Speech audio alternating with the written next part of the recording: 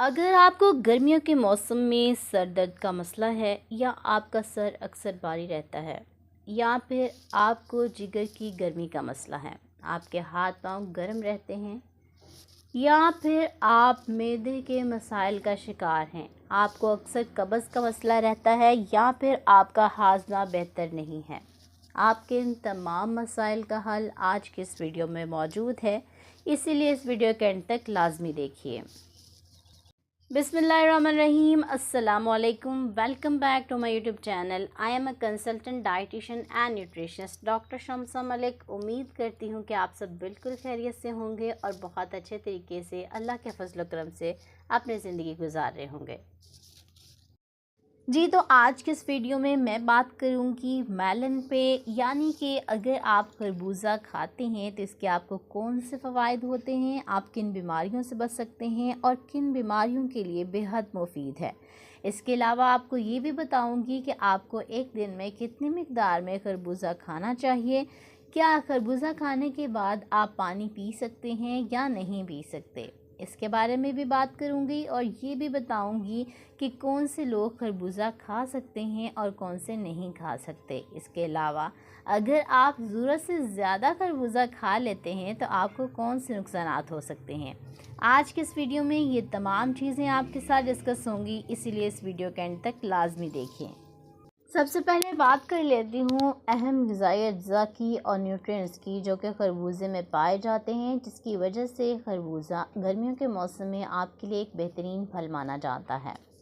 अगर मैं ये कहूँ कि खरबूजा गर्मियों का तोहफ़ा है आपके लिए और ताकत का ख़जाना है तो बिल्कुल भी गलत नहीं होगा।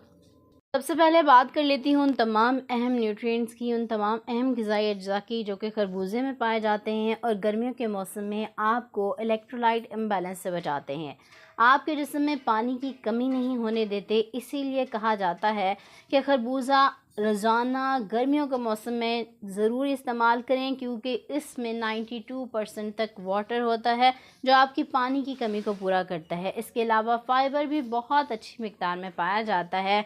मिनरल्स की बात कर लूँ तो इसमें पोटाशियम बहुत अच्छी मिकदार में पाया जाता है जो आपके दिल की सेहत के लिए बहुत अच्छा है और आगे चलकर डिटेल में बताऊंगी कि ये किस तरह से आपके दिल के लिए बहुत मुफीद है। इसके अलावा मैग्नीशियम, जिंक, कैल्शियम बहुत अच्छी मिकदार में पाए जाते हैं और दूसरे ट्रेस मिनरल्स भी पाए जाते हैं। वाइटामिन्स की बात करूं तो इसमें विटामिन ए और विटामिन सी बहुत अच्छी मिकदार में पाए जाते हैं और ये दोनों ही एज एन एंटीऑक्सीडेंट भी काम करते हैं, आपके जिस्म को मुख्तलिफ तरह की बीमारियों से बचाने के लिए बहुत ज़रूरी हैं।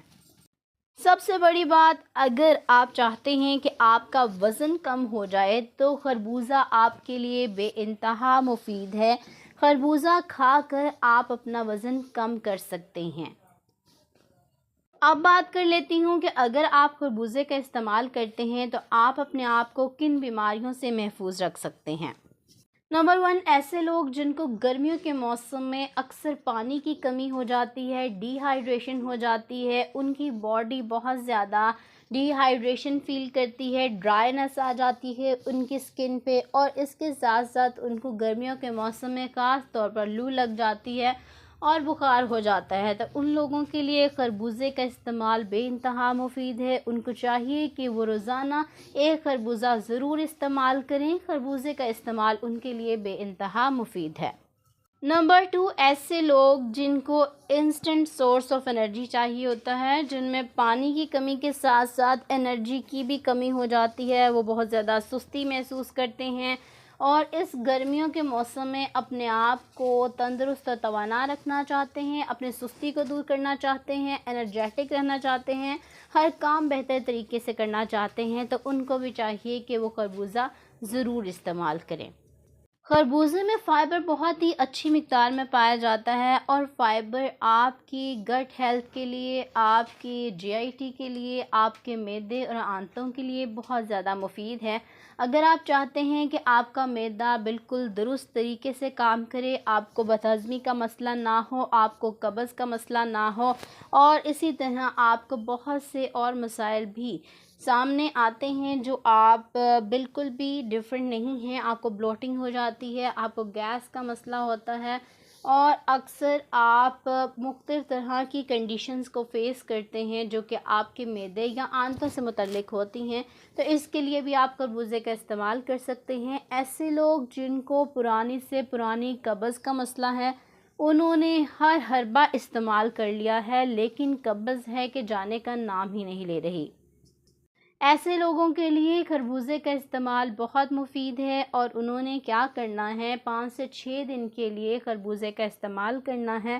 اس سے ان کی آنتوں کی خشکی دور ہو جائے گی اور قبض ایسے جائے گی کہ کبھی تھی ہی نہیں۔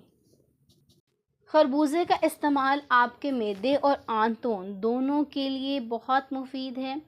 اس سے کیا ہوتا ہے کہ آپ کی جو آنتیں صحیح طریقے سے کام نہیں کر رہی ہوتی، آپ کا معدہ خراب ہوتا ہے، تو یہ دونوں مسائل بہت جلدی حل ہو جاتے ہیں۔ خربوزے میں بہت ہی اچھی مقدار میں منرلز پائے جاتے ہیں، جیسا کہ میں نے آپ کو پہلے بھی بتایا، ان تمام منرلز کا ہونا آپ کی باڈی کے لیے بہت ضروری ہے۔ جب بھی گرمیوں کے موسم میں آپ کو لو لگتی ہے، آپ کو ڈائریا ہو جاتا ہے، آپ کے جسم میں پانی کی کمی کے ساتھ ساتھ الیکٹرولائٹ امبیلنس ہو جاتا ہے، اس کنڈیشن میں اگر آپ خربوزے کا استعمال کرتے ہیں تو نہ صرف آپ کے پانی کی کمی کو پورا کرتا ہے، آپ کا معدہ ٹھیک کرے گا، اور اس کے ساتھ ساتھ آپ کی باڈی میں الیکٹرولائٹس کو بھی بیلنس کرے گا۔ اسی لیے خربوزہ آپ کے لیے بے انتہا مفید ہے۔ خربوزے کی بات کر لوں تو دل کے لیے ایک اکسیر کی حیثیت رکھتا ہے۔ اگر آپ کو دل سے متعلق کوئی بھی مسئلہ ہے، آپ کو ہائی بلڈ پریشر کا مسئلہ ہے، یا پھر آپ کی آنتوں میں ہارڈننگ ہو گئی ہے، آپ کی آرٹریز ہارڈن ہیں، آپ کو کولیسٹرول لیول کا مسئلہ ہے، آپ کا کولیسٹرول لیول اکثر بڑھ جاتا ہے، تو آپ کو چاہیے کہ آپ خربوزے کا ضرور استعمال کریں۔ اس میں پوٹاشیم کی بہت اچھی مقدار پائی جاتی ہے جو نہ صرف آپ کے بلڈ پریشر کو کنٹرول کرے گی بلکہ آپ کو دل سے متعلق بہت سے امراض سے بھی محفوظ رکھے گی۔ خربوزہ کھانے سے آپ کے جسم میں بڑھا ہوا کولیسٹرول جو ہے اس کو بھی نارملائز کیا جا سکتا ہے، اور یہ بڑھا ہوا کولیسٹرول ہی جو کہ LDL ہوتا ہے، بیڈ کولیسٹرول ہوتا ہے، وہی آپ کو دل کی بیماریوں کی طرف لے کر جاتا ہے۔ اگر آپ اپنی باڈی کو ڈیٹاکسیفائی کرنا چاہتے ہیں تب بھی آپ خربوزے کا استعمال کر سکتے ہیں۔ آپ خربوزے کی ڈرنک بنا کر پئیں، یہ آپ کے لیے بے انتہا مفید ہے اور آپ کی باڈی کو ڈیٹاکسیفائی کرے گی۔ اس کے علاوہ آپ کے جسم میں موجود غیر ضروری مادے، وہ فری ریڈیکلز جو آپ کو نقصان پہنچا رہے ہیں، ان سے بھی آپ کو نجات دلائے گی۔ ایسے لوگ جو خربوزے کا استعمال کرتے ہیں ان میں ڈائبٹیز کے چانسز 20 to 30% تک کم ہو جاتے ہیں۔ اگر آپ شوگر کے مریض ہیں تب بھی آپ خربوزے کا استعمال کر سکتے ہیں، اور اگر آپ شوگر سے بچنا چاہتے ہیں تب بھی آپ خربوزے کا استعمال کر سکتے ہیں۔ کوشش کریں کہ خربوزے کا ضرور استعمال کریں۔ خربوزے کا استعمال آپ کی آنکھوں کے لیے بہت زیادہ مفید ہے کیونکہ اس میں وٹامن اے اور کیروٹینائڈز پائے جاتے ہیں، اس میں لیوٹین اور زیازینتھین پائے جاتے ہیں۔ ان سب کا ہونا آپ کی آنکھوں کے لیے بہت زیادہ ضروری ہے۔ یہ آپ کی نظر کو تیز کرتے ہیں، اور اس کے علاوہ جن لوگوں کی نظر کمزور ہے اس مسئلے سے بھی آپ کو نجات دلاتے ہیں۔ ایسے لوگ جن کو گردوں کا کوئی مسئلہ ہے، چاہے ان کی گردوں میں پتھری بن گئی ہے، ان کو کڈنی سٹون کا مسئلہ ہے، یا پھر ان کو گردوں کا ڈائلسس کروانا پڑتا ہے ہر ہفتے، تو ان کے لیے بھی خربوزے کا استعمال بہت ہی اچھا ہے۔ اگر وہ خربوزے کا استعمال کرتے ہیں تو وہ ان مسائل سے نجات حاصل کر سکتے ہیں۔ اس کے علاوہ خربوزے کا استعمال آپ کے خون کی صفائی بھی کرتا ہے، اسی لیے یہ آپ کو ڈفرینٹ کائنڈ آف ڈیزیزز سے، جو کہ آپ کو بلڈ ریلیٹڈ بیماریاں ہوتی ہیں، ان سے بھی بچاتا ہے۔ خربوزہ کھانے سے آپ کا ہاضمہ بہتر ہوتا ہے اور آپ ٹھیک طریقے سے تمام چیزیں کھا سکتے ہیں۔ اس کے علاوہ خربوزہ آپ کے جسم میں تمام طرح کے نیوٹرینٹس کو ایبزارب کرنے میں بہت ہی اہم کردار ادا کرتا ہے۔ خربوزے کا استعمال آپ کی سکن کے لیے بہت اچھا ہے، یہ اینٹی ایجنگ ہے، اس میں ایسے اینٹی آکسیڈنٹس پائے جاتے ہیں جو کہ آپ کو جلدی بوڑھا ہونے سے بچاتے ہیں۔ اگر آپ خربوزے کا اور بالخصوص پھلوں کا استعمال کرتے ہیں تو آپ ایجنگ کے پروسیس کو سلو ڈاؤن کر سکتے ہیں. آپ بہت جلدی بوڑھے نہیں ہوں گے. آپ کے اسکن پہ جو رنکلز فریکلز آ جاتے ہیں وہ بھی دور ہو جائیں گے. ایسے لوگ جو اپنا وزن کم کرنا چاہتے ہیں وہ کیا کریں گے کہ دوپہر کے کھانے میں خربوزے کو استعمال کریں گے. اس کے علاوہ آپ نے کچھ نہیں کھانا. آپ ایک عدد خربوزہ آدھا کلو کا جو ہوتا ہے وہ آپ نے استعمال کرنا ہے دوپہر کے کھانے میں، اور اس کے ساتھ کچھ بھی نہیں کھانا اگر آپ اپنا وزن کم کرنا چاہتے ہیں. اب بات کر لیتی ہوں کہ آپ کو روزانہ کتنی مقدار میں خربوزہ استعمال کرنا چاہیے. آپ ایک خربوزہ ایک دن میں استعمال کر سکتے ہیں، لیکن اگر خربوزہ سائز میں بڑا ہے تو آپ آدھا خربوزہ ایک دن میں استعمال کر سکتے ہیں. ایک نارمل پرسن اس کا استعمال کر سکتا ہے. اب بات کر لیتی ہوں کہ اگر آپ ضرورت سے زیادہ خربوزہ استعمال کر لیتے ہیں تو آپ کو کیا نقصانات ہو سکتے ہیں. زیادہ خربوزہ کھانے سے آپ کو بھاری پن محسوس ہو سکتا ہے، آپ کو پیٹ کا درد ہو سکتا ہے، یا پھر آپ کو لوز موشنز، ڈائریا یا پھر گیس کا مسئلہ ہو سکتا ہے. اسی لیے کوشش کرنی ہے کہ ایک مناسب مقدار میں استعمال کریں، اس سے زیادہ استعمال ہرگز نہ کریں. بات کر لیتی ہوں کہ خربوزہ استعمال کرنے کے بعد کیا پانی پینا چاہیے یا نہیں. جی نہیں، کبھی بھی خربوزہ کھانے کے بعد آپ نے پانی نہیں پینا. خربوزہ کھانے کے آدھا گھنٹہ یا پھر 1 گھنٹہ کے بعد آپ پانی پی سکتے ہیں.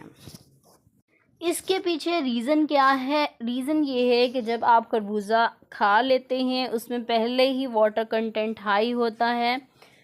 پانی اور فائبر 2 ایسی چیزیں ہیں جو بیکٹیریاز کو گرو ہونے کے لیے ریکوائرڈ ہوتی ہیں. جب آپ خربوزہ کھانے کے بعد اور پانی پینا شروع کر دیں گے تو بیکٹیریا کو گروتھ کے لیے شوگر، واٹر اور فائبر مل جائے گا، جس کی وجہ سے آپ کو ڈائریا ہو سکتا ہے. اسی لیے آپ نے کوشش کرنی ہے کہ کبھی بھی خربوزہ کھانے کے فوراً بعد پانی مت پئیں.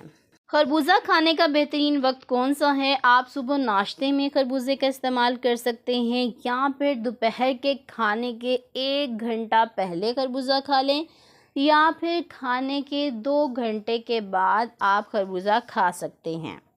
کون سے لوگ خربوزے کا استعمال نہیں کر سکتے؟ ایسے لوگ جن کو کسی بھی قسم کی الرجی ہے خربوزہ استعمال کرنے سے، وہ اس کا استعمال ہرگز نہ کریں.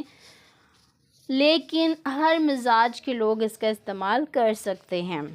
آپ نے کوشش کرنی ہے کہ برسات کے موسم میں خربوزہ استعمال کرنے سے گریز کریں، کیونکہ اس سے آپ کو ہیضہ کا مسئلہ ہو سکتا ہے. پھیکے خربوزے شوگر کے مریضوں کے لیے بہت اچھے ہیں، تو ان کو چاہیے کہ وہ ان کا ضرور استعمال کریں.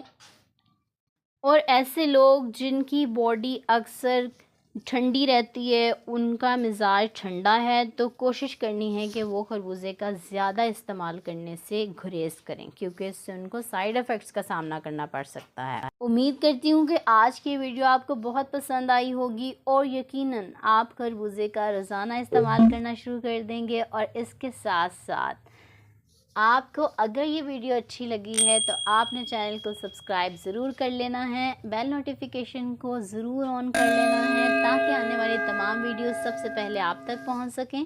اگر آپ کو کوئی کوشچن ہے تو آپ کمنٹ باکس میں مجھ سے پوچھ سکتے ہیں. اس کے علاوہ اگر آپ کو ویڈیو اچھی لگی ہے تب بھی آپ کمنٹ باکس میں اپنی رائے کا اظہار کر سکتے ہیں. اس کے ساتھ ساتھ آپ نے ویڈیو کو لائک ضرور کرنا ہے اور اپنے دوستوں کے ساتھ ضرور شیئر کرنا ہے. اپنا بہت سارا خیال رکھیں، مجھے دعاؤں میں ضرور یاد رکھیں. انشاءاللہ ملتی ہوں نیکسٹ ویڈیو میں ایک نئے ٹاپک کے ساتھ. تب تک کے لیے مجھے اجازت. اللہ حافظ.